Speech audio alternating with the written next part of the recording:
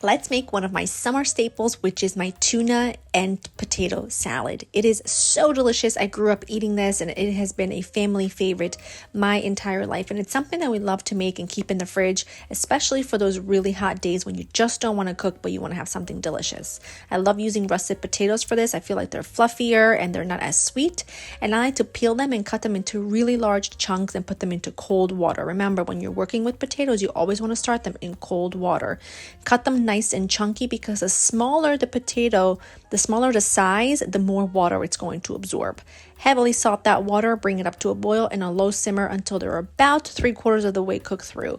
When the potatoes are 3/4 of the way done, take a handful of green beans. These are from the garden and they were so delicious. Trim them and cut them into nice large chunks and then add them to the very end of the potato cooking process to the very last 10 minutes. And once they're fully cooked, drain them and let them cool aside.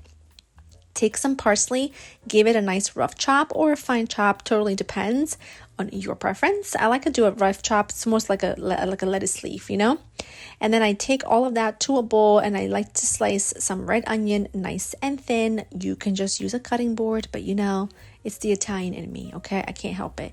Just slice it nice and thin and add that to the potatoes with the green beans and the parsley along with calamari olives. I love some Castelvetrano olives. And this is some tuna packed in olive oil and this makes all the difference. So don't even try the tuna packed in water. It will not taste the same.